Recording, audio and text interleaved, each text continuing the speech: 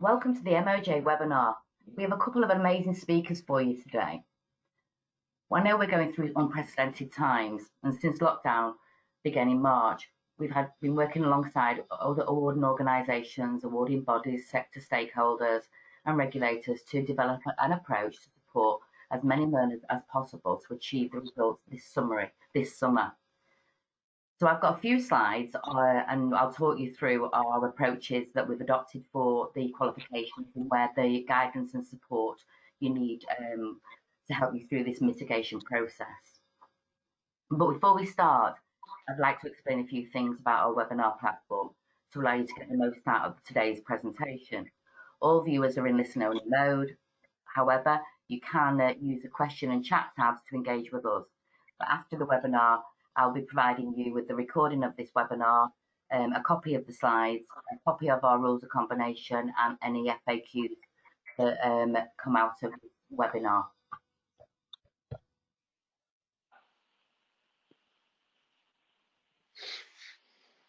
So let's look at the agenda. We're going to be, I'll give you an update on our COVID situation and mitigation approaches to VRQs and MVQs.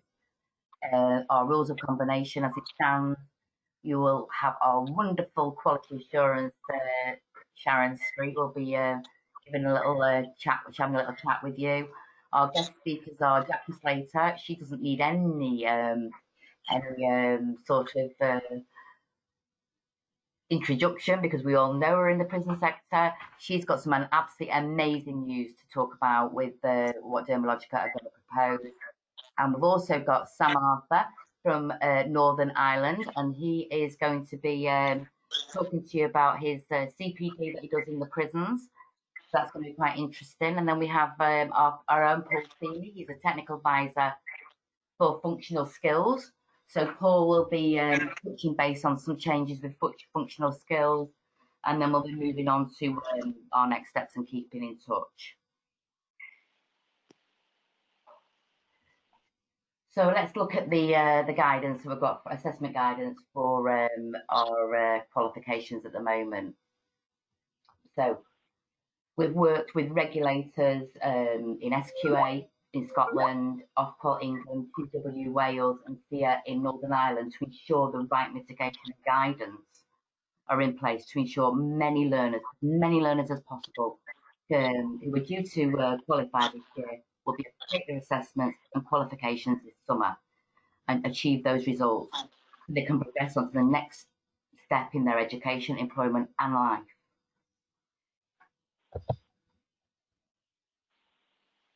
So for each of the qualifications, we've considered the best approach to take with mitigation, what type of mitigation. And there are 4 main types of mitigation. And we have specific guides that will cover for the hair and barbering and beauty and complementary therapy industries. So these include calculated results, adaptation, delay, and no mitigation required. And as I said, each sector skills mitigation guide will show you exactly in each band what your qualification will require. Normally level 1 will be calculated results and VRQ, and level 2 will be adaptation. The mitigation guide can be found on our website, and I have a link for you later on in this webinar. Sarah, I'm sorry to interrupt. I don't know if you can hear me, but the screen's gone, honey. Has it? Yeah, I have no screen either. Really? No screen. Have you got any now? All I'm getting is a customer advance. Oh. Yeah, it disappeared once you started, Sarah. Yeah, I've tried going out and coming in again, and it's no different. Right. Okay. So, what? Oh. There you go. That's it. So there you are. Start from the beginning. I'll start from the beginning, guys. If the screen disappeared, yeah. Sorry, guys. Do apologise. Apparently, my screen disappeared. You know, this is doing it a live webinar. These are the sort of things that happens. Anyway, I would like to welcome you to our MoJ webinar. We've got some amazing speakers for you today. We are going through some unprecedented times, since we were locked down in March.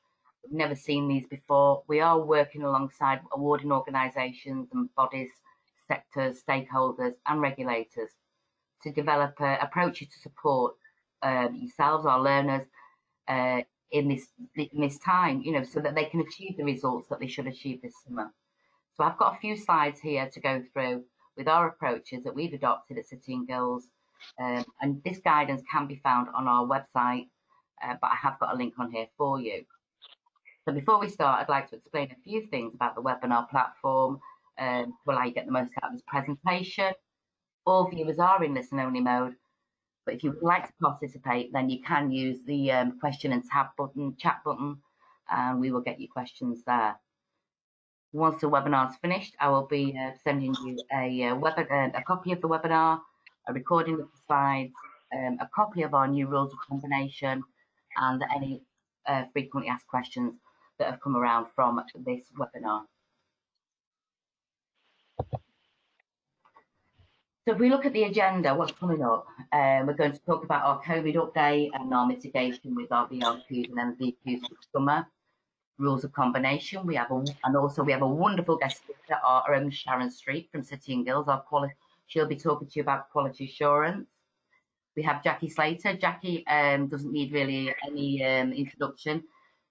Jackie who works for Dermalogica in the education department, and she's got some amazing news to share with you.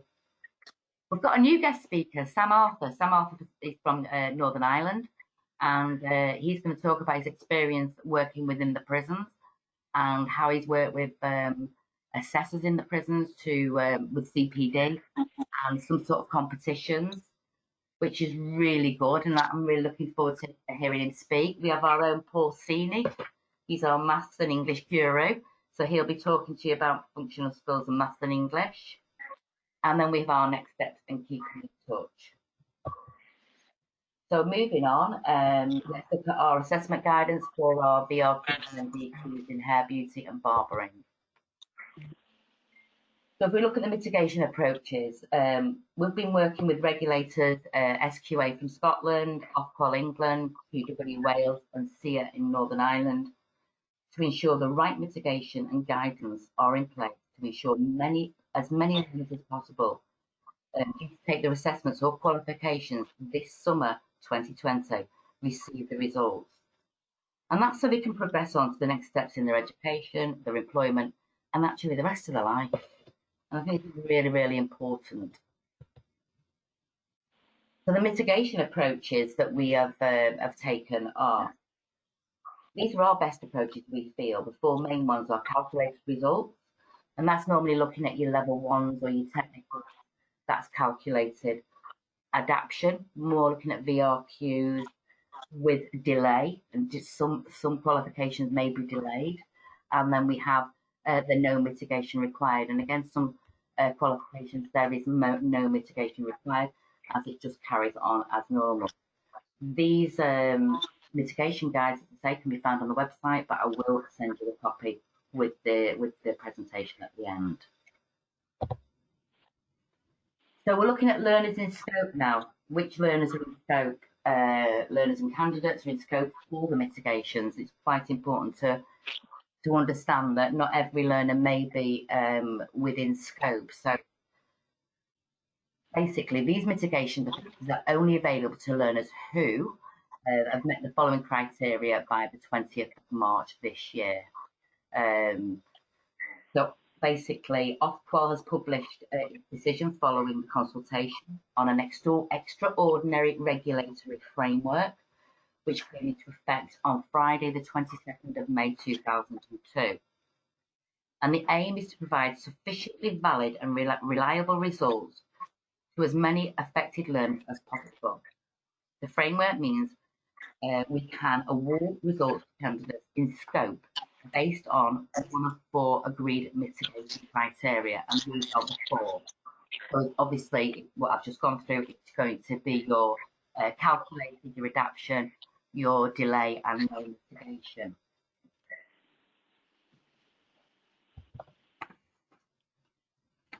So if we look at now our mitigation approach to the VRQ qualifications, learners out of scope, we would expect you to still be working with them with remotely or with some sort of blended learning. for those who are out of scope.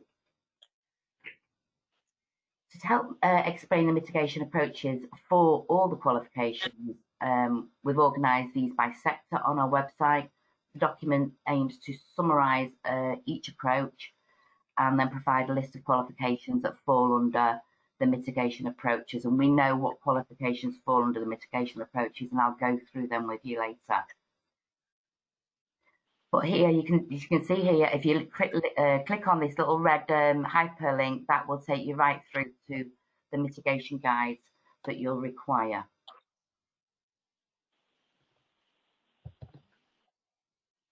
Moving on now to our rules of combination. We have a new rules of combination that's sitting on our key documents page on our website. As I said, I will send this to you.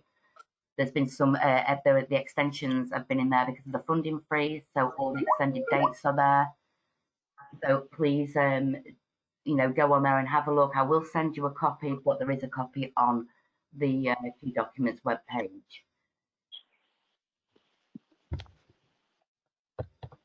Now, these are the most popular qualifications that are going to be affect you in the prisons. If you're teaching in the prisons, these are the most effective qualifications because they're the popular ones, and they're all VRQs. But what we've got to look at here, your 3001s will come under a calculated adaptation mitigation, whereas your 3002 and 3003s will come under adapt. Now we're going to talk about 6008, 01, 02 and 04. Now these are really popular MVQ qualifications for hairdressing and barbering within the prison sector. Unfortunately at the moment we've got no news to give you regarding the MVQ adaptations. We have been in talks with the Sexy Schools Council, Havia and Ofqual, and as soon as we have any information regarding the MVQs, we will definitely let you know. There'll be a massive alert going out because everybody's asking for this information, and I'm sorry I can't give you any more information on the MVQ 6008. Now, without further ado, you're probably sick of listening to me. I'm going to introduce you to our wonderful Sharon Street. Sharon Street is from our Quality Assurance at City and Girls. Hi, Sharon. Hi everybody, it's lovely to speak to you today. Obviously we're in strange circumstances, but thank you to Sarah for putting this together, as I'm sure you'll all find it very helpful. From a quality point of view at City and Guilds, we've got the resilience. We've put the resilience in place to handle any queries during this difficult time. As you know, we usually have a bespoke team led by Justin Proctor, and sure quite a few people will have spoken to and met. But furlough, we've had to be introduced, but we have made sure that there's training, everybody's aware of the MoJ, and there's somebody there manning any queries at all time. So hopefully you haven't seen any dip in the service that's provided by Quality. Also, the contact details remain the same. So the email address is still prisons@cityandguilds.com. And the telephone number is 0300 303 5352. Although when you do call that, there may be occasions where it is transferred. But again, I want to reassure you, it will be transferred to somebody that's well aware of the circumstances of the prisons and the MoJ contract.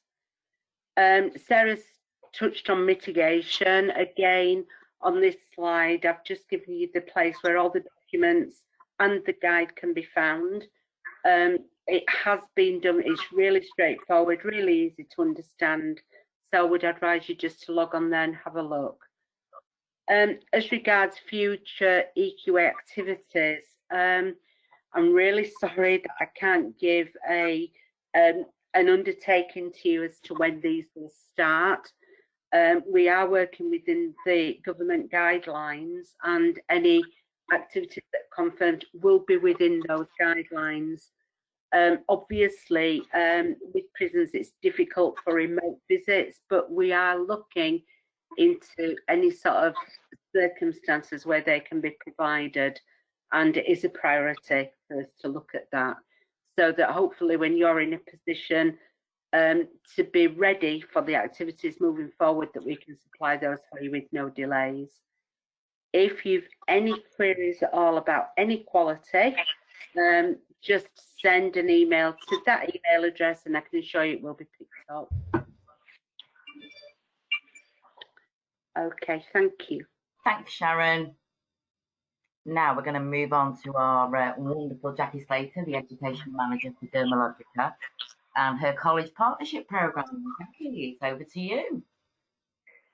Hi everyone, can you hear me okay? Yes. Sarah's? Yes. Yeah. Yes, thanks for having me today. I am really excited to talk to you about a programme that we've put together from Dermalogica to try and keep the reoffending rates down. And from all the statistics and everything I've learned since I've been working in the prisons, obviously education is key in all of that. And if we can continue educating those women that have qualified in their beauty therapy level 2 when they're released, then we hope that that remains, that we can continue to contribute to those lower reoffending numbers. But more than that, what we really wanted to do was to be able to launch a scheme which we've called LIFT, to give women an opportunity to really become financially independent and begin to work as therapists, whether that's mobile therapists to begin with, therapists working from home, and then maybe eventually, with our help, they could be working in a salon somewhere, and Dermalogica has plenty of those across the United Kingdom and Ireland, and hopefully we can begin to place some of these women in some really worthwhile work and jobs. So I want to start with the why. So if you could move my slide, Sarah, that would be great.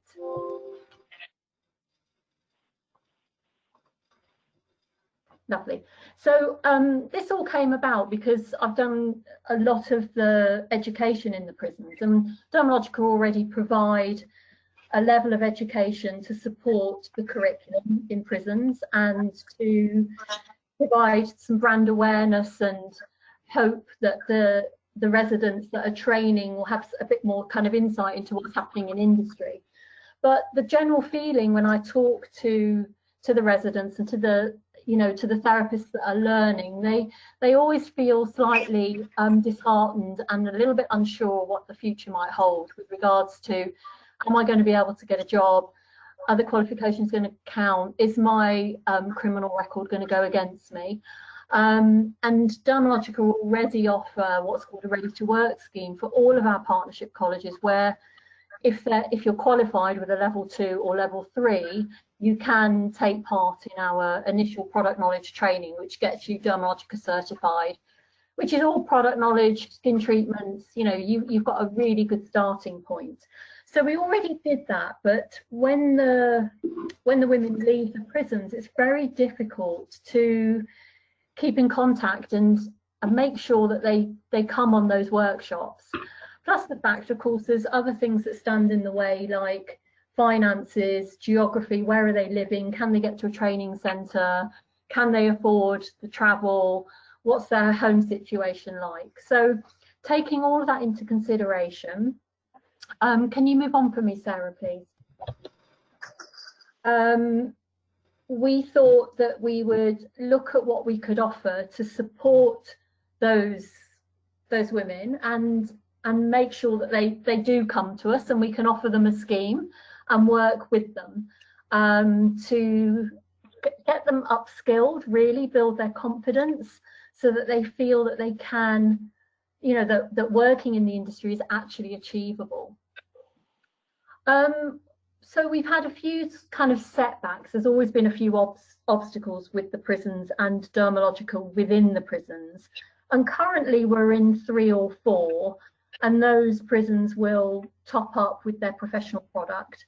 But there's always limitations. There's always limitations with budget, and there's always limitations from our side as well, because of our business, you know, our reps getting in to see you, to see the lecturers within the prisons around security and communication. And so we've had that kind of lack of communication and contact.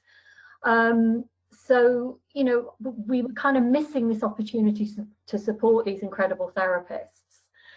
So next slide, please, Sarah.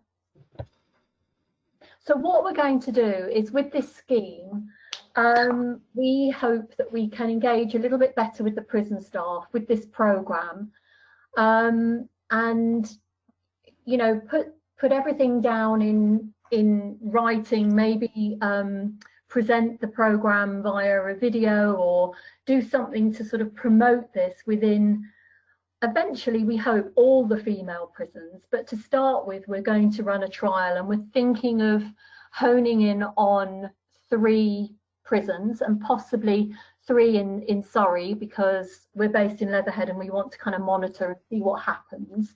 So in our mind, we've got Downview, Bronzefield and Send top of mind. And with that, we hope that we can select 5 of the therapists that are due for release, and work with those 5 therapists once they've been released on this LIFT programme. Next slide. So in a nutshell, what we hope to do through our programme is to provide professional stock free of charge to the 3 prisons, well, or top up their stock. And then as a kind of wider, as the programme expands, we will offer the stock to all of the partnership prisons that will come on board with us. So up to 1-2 trolleys, depending on the size of the cohort that the prison takes. We'll auto replenish that stock within reason for the prison, so that the lecturers and the students on the courses can work freely and train with the product. We will still continue to go into the prisons and provide the education that Dermalogica do anyway. And then we will work with the prison staff to try, with some selection criteria, to work with some of the therapists that are gifted or have a natural ability or are showing promise and interest. We will then select those therapists to join the scheme. So we, throughout the scheme, you know, we're going to sort of commit to also offering, you know, extra support. So through the education, not only them coming to class once they've left the prison, but, you know, through mentoring with the education, picking the right education for them, continuing to remain in contact with them, give them business support, and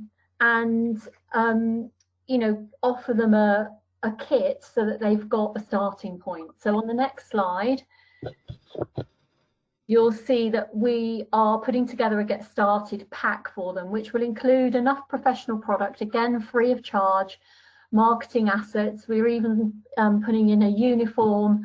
We're thinking at the moment we've got to sort of tie up the loose ends, but if money or budget is a problem for the therapists that are leaving prison, we will either have some kind of loan, or we will pay for their insurance for the first year.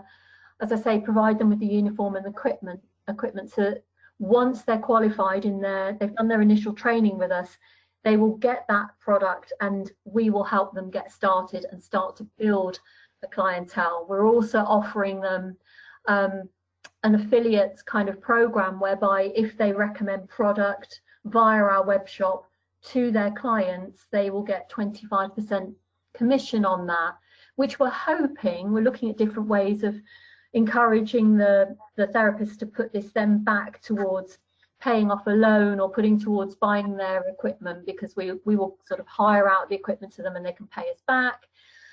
Potentially we can give them work experience at one of our locations, and as I said earlier, you know, providing that business and mentoring support for them, you know, so we're kind of, not to sound patronizing, but we're kind of holding their hand through each of the stages of them growing their own business and eventually becoming financially independent.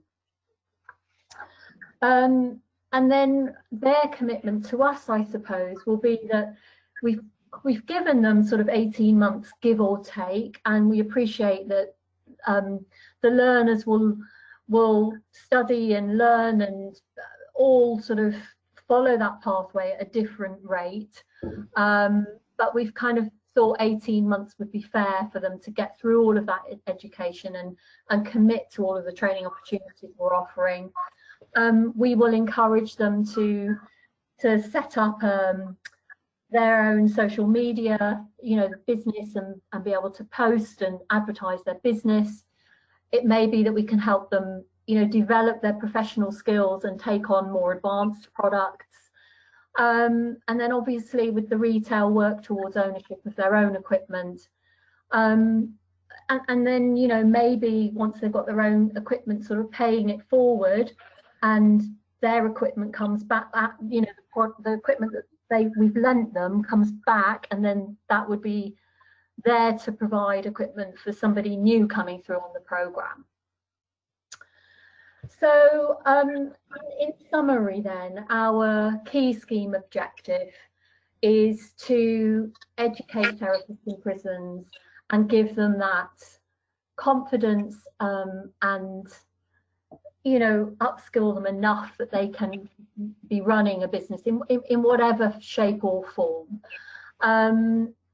We hope that more prisons will want to use us with the scheme, with the LIFT scheme in place, so that they expose their beauty therapists on the courses to a professional product, where there are lots of accounts out there that they potentially could get work once they've finished on the scheme.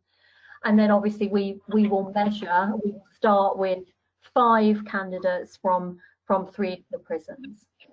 So I hope that you feel that this will work. You know, obviously we're really excited. I am especially. It's been a real passion of mine in all the years that I've been working for Dermalogica in education. It's something that I am really passionate about, and it would make me really, well, it would be, I think it would be an amazing achievement if we could, yeah, keep that reoffending rate down and get some of these therapists out and starting their own careers and become independent. You know, Jackie, thank you so much. I feel so inspired. I think at the end of the day, you know, what you're doing is giving an absolutely amazing opportunity for beauty graduates, and I hope that we have a hairdressing house that will come out for our hair and barbers. But thank you so much, Jackie. I really do appreciate that, and we'll move forward now. Okay. You're welcome. Thank you. You're welcome, darling. Thank you. So now I would like to welcome a guest speaker from Northern Ireland. And I've just noticed on my slides, ladies and gentlemen, that I've put islands. So Northern Ireland, and his name's Samo.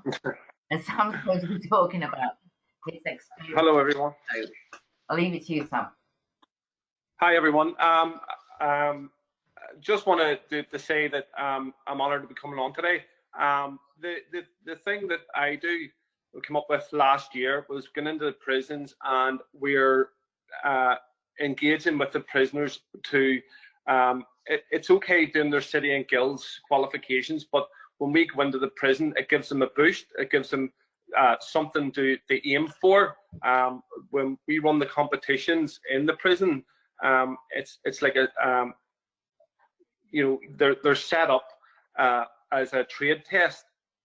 It's okay doing your city and guilds, but when these prisoners are leaving prison, they have to do, when they go to look for another job, they really do not do trade tests in prison. So I came up with the idea to get them to do trade tests. By us doing that there, we're actually seeing what the tutors are teaching the prisoners, and by, you know, obviously we're seeing what the tutors are doing, but it's given the prisoners a boost for us being there. And it's always a bit of you know, who's the best barber, and it's a bit of a competition, but when we're actually doing this, we are actually cutting hair as well ourselves at the end of the session. So it's okay because they're in a confined space. Obviously, they have one tutor teaching, two maybe. So they're learning off one person for the whole duration of the time while that tutor's there. So when we go in, they're actually learning off another barber and another set of skills. So, and it's always good to see because they're in the prison, they want to learn, and you're getting young offenders between 17 and 21 years of age who've maybe started their City and Guilds and never finished it. So when you're in there, you know, it gives them as a boost to finish their City and Guilds, you know, and to progress. And again, when you go into the main prison, you know, I've got, you know, prisoners in there are doing 10 years and who were barbers outside before they went in, and they're continuing their work in the prison. But you know, a lot of them didn't have their City and Guilds, but while they're in the prison, they're obviously doing their City and Guilds, which is great. But when they leave prison, you know, it gives them an incentive that they've got the paperwork, they've got the certificates, and they know how to do a trade test. And with, you know, we go in and do the CPD training, and it's there's 3 prisons. I'm getting all flustered here. There's 3 prisons in Northern Ireland. You have young offenders, and the young offenders is a male prison, but it's coincided with a female prison. Now the female prison is, you know, 17 to, you know, 99 years of age for the women, unfortunately, but you know, they're together. I've opened 2 barber shops out of the 3 barber shops in Northern Ireland, and in the last 2 years they've had to double the size of the barber shops because that's how, you know, that's how intense the barbering is in the prisons. They all want to do barbering, you know, and there's not enough seats in the prisons as it is. So we went from I think we went from 4 in one prison to we're going to 8 seats in one prison, and the other prison there was 3 seats, and then we're up to 5. You know, and obviously you have to watch with the amount of prisoners they're all in the barbershop at one time. But you know, they're taking sessions each day. You know, there's 2 sessions of barbers each day getting into that barbershop, and it's absolutely, you know, brilliant to see the enthusiasm of these people. You know, it's okay listening to a tutor, but when they see someone wanting to come in and actually spend time with them and show them what to do, they're very, you know, enthusiastic, and they want to just soak up all the information that you're giving them. So it's great, you know, because being part of the British Master Barbers, you know, when I came up with this idea, I took it to British Master Barbers, and then, you know, with City and Guilds, we went to City and Guilds as well, and it's phenomenal. We had 3 prisons booked in the UK this year, and unfortunately with the COVID-19 situation, we've had to cancel them. But no, we'll be going back after all this is sorted out. We'll be going back, and we're constantly being asked, can we come over? And before this, you know, because we were doing it out of our own pockets, we were actually, the British Master Barbers, we were putting a crowdfunding page together, but we shelved that idea because of obviously everybody's out of work and all the rest of it. So what we're doing is, when this is all sorted, we're getting back into it, and you know, the intensity for these prisoners and for these prisons is unbelievable, and there's not enough of us.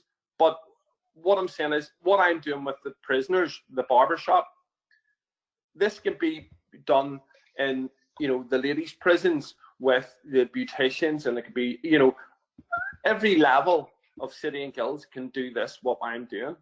And I think it's great because, you know, it's just, people are just wanting to learn, and I find that when you go in, they just want to learn off someone different, and it's great. And you know, Spencer Scissors, they've came on board as well. They're donating scissors every time we do a competition. True Blue are are donating scissors, and the scissors aren't cheap, but you know, you get people saying, oh, what a great idea it is, and they just want to contribute and move things forward. So that's basically, you know, what I want to say, you know. Well, Sam, I think that was really, really amazing. Thank you so much. Talking about the Master Barbers, can you give us all an overview of Master Barbers? Can you do that for us? An overview? Yeah. What do they do? You know. Well, the British Master Barbers is, you know, it's been going for years, and You're in a master. I'm ambassador, aren't you? Sorry, I'm the Northern Ireland ambassador for the British Master Barbers. Again, my Grandmaster Barber title back in 2016, I think it was. But it's great. It opens avenues for you. You know, you can go on, you know, and you can go into, like, so you go into the prisons, and the prisoners will actually want to know about the British Master Barbers, and you tell them, and then, you know, I say, like,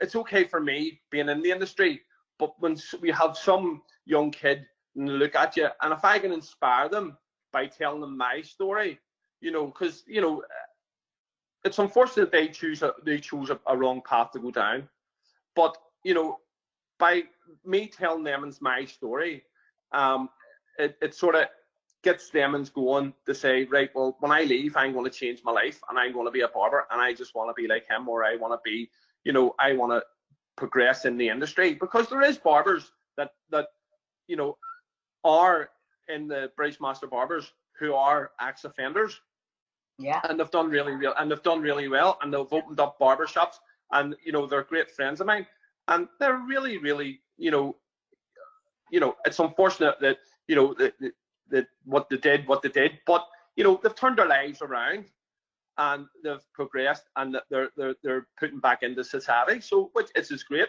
But the British Master Barbers have helped me the whole way through. Yeah, it's a win-win, Sam, for me.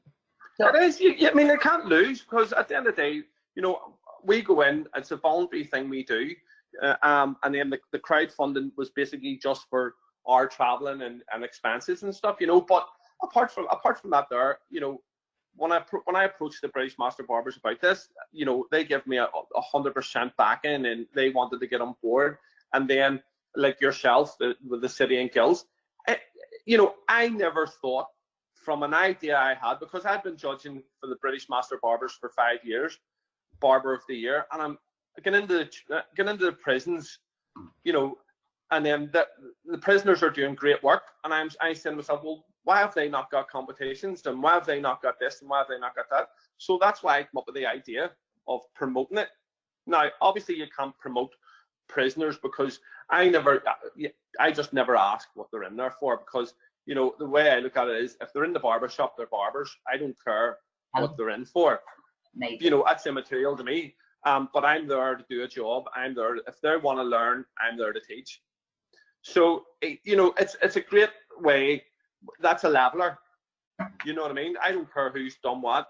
It's a leveler. If they're in a barber shop, they're barbers, and I always say that to them, and they just give you respect when they hear that. And I like, you know, but nice. You know, because they've been classed as so many things, but for you, they're just a barber, and that's the main. They're barbers. Barbers. You know, forget everything. Yeah. You're a barber, and that's really. They're barbers. And I love that. You're so modest. You are so modest. You know, yeah. I mean, God, you're based in Northern Ireland, which we know with that Irish accent. You're a mod. We love it. I'm a mod myself, so I love that. Yeah. Yeah. Tutor one day, really. Tutors. Yeah. But see, here, industry. Come on, you know, you've done 33 years in industry. You know, you've worked in Italy, France, Spain, Holland, Vienna, UK, Southern Ireland. You know, you're an ambassador for the Master Barbers. You know. Yeah.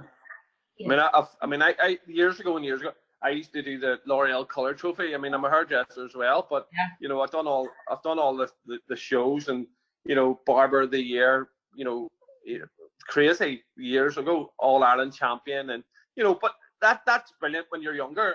Yeah. You know, I think it's great. It gives you the confidence to go out and do things like this. You know what I mean? Yeah. But at my stage of life, at my stage of life, my business is great, and I just found over the last couple of years that I wanted to give back. So when I go into prisons, you know, I do it for free, and you know, people say to me, how much do you get paid to do it? No. And my last prison was a maximum security prison. But here's the thing, you know, barbering is bringing people together. Yeah. See, with the situation in Northern Ireland, it's crazy, right? You have different types of prisoners, right? But see in the barber shop, none of that matters. Yeah. None of that matters. I mean, you've Catholics and you've Protestants and whatever, but when they walk into that barber shop, they're barbers. Do you know, I love. And you wouldn't have got that 10 years ago. No, you wouldn't. But see now, barbering, it's so big, and it's overcome all the issues. You know what I mean? And you know, it's absolutely brilliant. And when I go in, when I go in to do this, I try and make it more better for them. Yeah. But I actually come away from the prison myself feeling great. Yeah. Because they've actually wanted to learn. Do you know what I mean? Yeah. And that's worth, to me, that's worth more than money. Because if somebody wants to learn off you, then that's worth more than anything. So thank you so much, Sam. You know what, you are an inspiration, and you do make me laugh, because you're modest. You know, because you've got so much vision for the future, and you're just modest with it all, you know. But you want to help people to live a purposeful life, making a difference and a contribution to society and the community that they grew up in. Yeah. And I think that's just an amazing attribute from you, and that's why I have you on board. Thank you. I really do, you know, and I really will say to all our prisons out there, or people who work in prisons, you know, hook on to Sam. You know, he's got so many good ideas. Master Barbers are amazing. They really are amazing, aren't they? They've done so much. Yeah. You know, they're brilliant. You know, I mean, they've helped me to no end. I mean, you know, I phone the guys up, and it's just good to talk to them. Do you know what I mean? If you're feeling a wee bit low yourself, because everybody does feel a bit low. Exactly. You know, it gives you someone to talk to you about the industry. You know what I mean? If you're saying to yourself, well, I'm thinking of going down this career path, what do you think? And you know, it's always good to have someone else to talk to in the business, other than, you know, the normal people you talk to. You know, it gives you a fresh insight on fresh ears. You know what I mean? So yeah, definitely. What we are doing, but the thing is, what we are doing, you know, you wouldn't do it for money. You wouldn't do it for money. And you know, I just felt at my time, I just wanted to give back. And this is because I'll always remember the boy or the guy that taught me. Yeah. Do you know what I mean? And you know, in 20 years' time, I want these people to come to me and say, you know, flip me, I remember you come into the prison and I've got a barbershop, and now I'm doing this, and I want to thank you very much. To me, that's more than anything. You know something? I'm on your page. I really am on your page, and I think we need to do podcasts with all this, because I think it could really get a debate going up of how we should be doing more to help. Yeah. But you know, I really do appreciate, Sam. I really appreciate you being on this call today for all. No problem. And you know, we will be working with Sam more in the future at Master Barbers. He's a ambassador, Northern Ireland. Yes, you are. You know, you're with us, and we love it. And thank you so much, darling. I really appreciate that. No problem. Thank you very much for having me. Thank you. Okay, take care. All right, bye. Bye-bye. Bye. So we have our wonderful, well, he's my colleague. He's our Paul Seeney. He's our technical advisor. He also lives in Northern Ireland. So he's going to... I do indeed, yes, yeah. Hello, darling. How are you? I'm fine. I'm still at home like everybody else at the moment, but yeah. That's doing life on lockdown, yeah. How things are at the moment. Yeah, how things are at the minute. I was going to, I'll just sort of switch myself over as presenter for a second. So what I can then do is share my screen and just share a few sort of insights. While I'm doing that, I'll just sort of say one of the things I was kind of really trying to do is sort of do two things. Was one, just talk a little bit about current situation in terms of, and particularly the mitigation arrangements that that are as they apply to masks and Maths and English in its varying forms. That's it. Let's just make myself show my screen. Hopefully that's now. Hopefully audiences, you should be able to see a Maths and English web page now. That's good. Good. It's always a relief when that works. I was going to say, so just talk a little bit about the current situation in terms of mitigation approaches for actually all of our various Maths, English, literacy, numeracy qualifications. I'm conscious we tend to, when we do this, lapse into talking about arrangements for England and never sort of mention that there are other jurisdictions and there are other qualification systems and regulatory environments and so on. The mitigation arrangements are actually broadly similar across jurisdictions, but there are some subtle differences in terms of how they apply to each of our qualifications. So I was going to kind of quickly run through that in a moment, but what I will do first, I think, just to obviously set the scene, is just walk you through some of our broader sort of resources around the whole arena of maths, what we loosely call Maths and English, and the various qualifications that fall within it, because I think I'm conscious, particularly in the current environment, that a lot of ad hoc thinking is having to happen around the delivery of kind of certainly myself and our other Maths English technical advisor, Catherine, who also has a prison education background.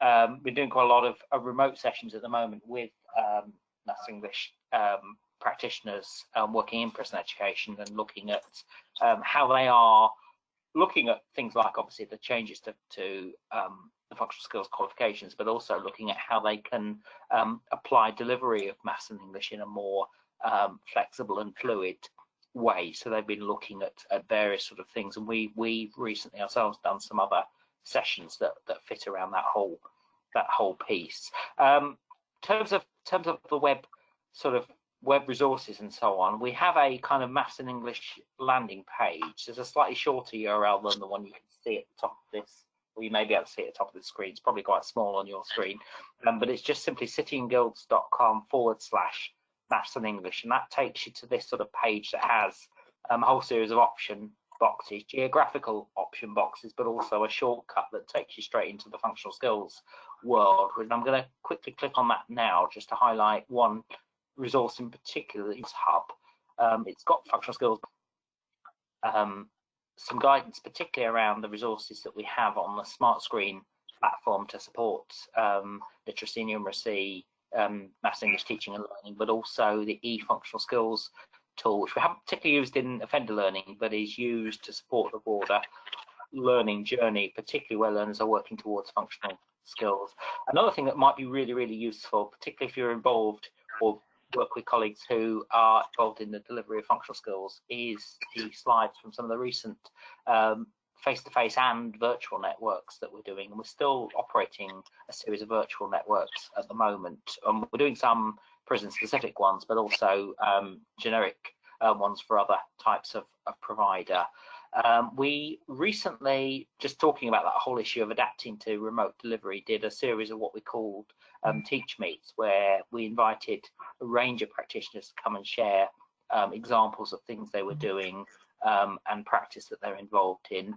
And then also just on the Maths and English arena particularly, I say every month, at the moment we're doing it every week, but normally every month we have a regular sort of 30-minute webinar update where we just talk about a topic within the kind of whole arena of Maths and English. And there is a back catalogue of all of those kind of on this web page as well, recordings from all of the previous ones. We're doing some extra special ones at the moment, particularly to talk about the mitigation process for Maths and English, because there's obviously quite a lot of work and quite a lot of, and particularly quite a fast-moving picture around how all of that works at the moment. So that's sort of happening. Normally it's once a month, but at the moment it's every week. But if you sign up for those webinars, and there's a sign-up sort of link here, once you're signed up, you get kind of notification of all of them in any event, so you would get to hear about those.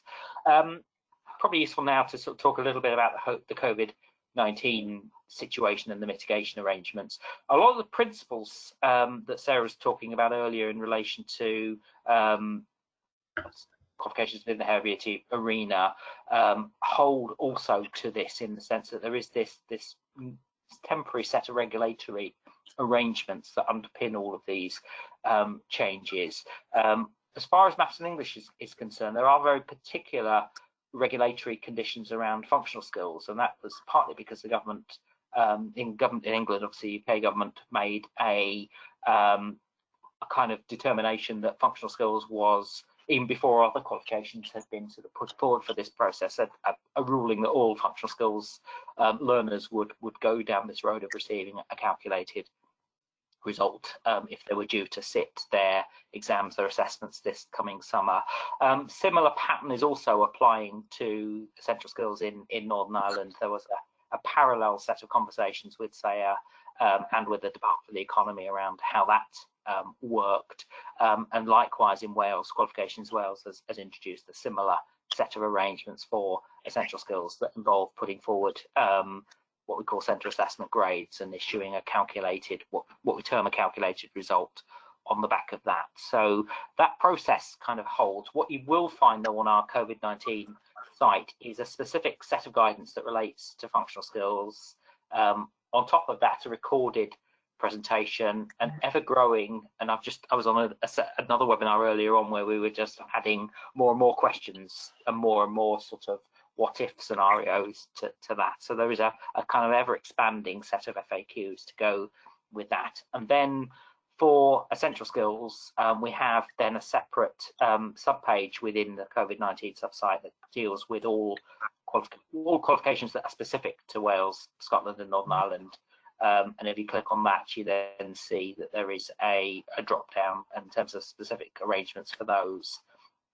There's arrangements for essential skills in both cases, and in terms of the arrangements that work for those, and parallel sets of guidance to cover those qualifications and the arrangements that go with those. Like all qualifications, this is a time-limited process. There is kind of quite an urgent piece of work going on at the moment around gathering appropriate evidence to support any of those judgments, kind of making professional judgments on the back to kind of go through this. That's where you centres calculated result that would result in their qualification either being issued or not issued to them, as the case may be. So that sort of summarises the process.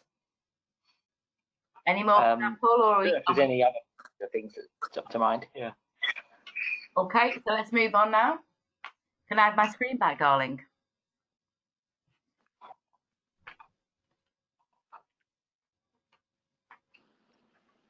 Show my screen. Okay, so we're doing that now. So where do we go now, guys? Next steps.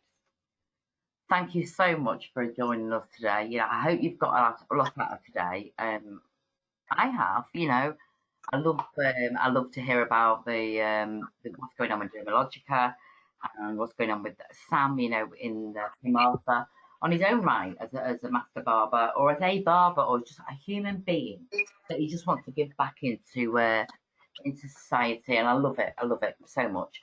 So let's move on now. So what have we got for you, City and Girls? Well, I was on furlough for 3 weeks, and that was quite interesting because I kept seeing all these things come on Facebook, you know, Barbicide, you know, qualifications, COVID-19, do this, that, and the other. I thought, well, I'll have a go.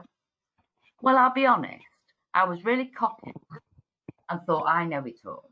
And on the first time I sat it, I failed. And I'm the only person that's going to be honest with this one, because I'm sure there's loads of people. Because I was cocky. So then I read everything. I thought, you know what? Now I know it. Now I'll take that exam. I'm a typical student, you know. So what I'm saying at the moment is we have some great CPD that you can do. Today's CPD, Sam. Jackie's got CPD for you. You could all take the dermatitis qualification, which I think is amazing. And I remember my first year, gosh, many years ago, being an EQA, I had to go to Hull Prison and do a sample on this qualification for all the caterers. There wasn't one barber, and that shocked me. So that's a brilliant course for you to do. Obviously, it's the NHS, the Health and Safety Environment. They look at qualification. You've got your Barmicide. We have got something coming along later on in the month. It's an Emma project, and she's furloughed. So I will wait till Emma wants to launch that later on in the year. So we know we have our prisons page that's there for you. Everything that we do, we put there. Our newsletters on there. We have 2 now for hair and barbering and beauty. So look at those newsletters.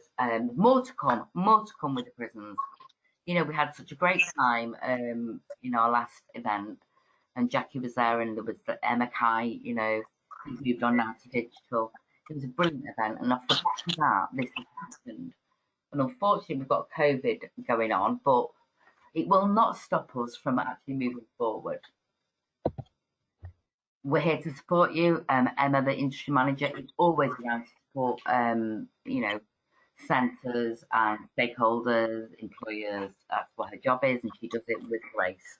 I'm here to just answer your questions and, you know, take some slack sometimes, but that's not a problem because I would be the same as you. So basically, all that leaves me to say now to you all, guys, is thank you so much for joining us.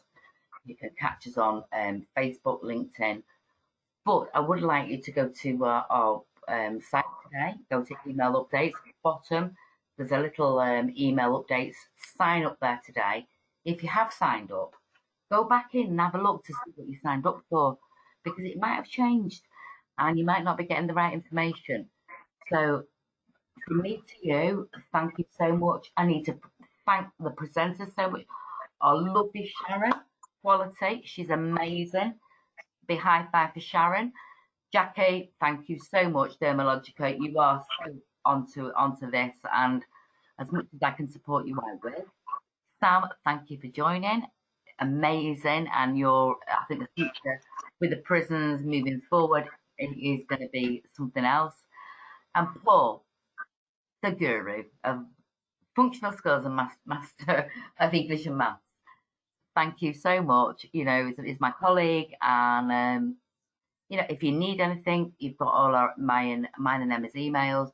Call us if you want any more information about Jackie's project or Sam's project. Please email me, and I'll put you in touch with Jackie and Sam. So it's now 4:30. I can't believe we made this on time. It's now 4:30, and I just want to say thank you so much. I really do. I do appreciate you all being here, and that the speakers that are here are amazing. You know, so onwards and upwards. You know, as Buzz would say. Thank you.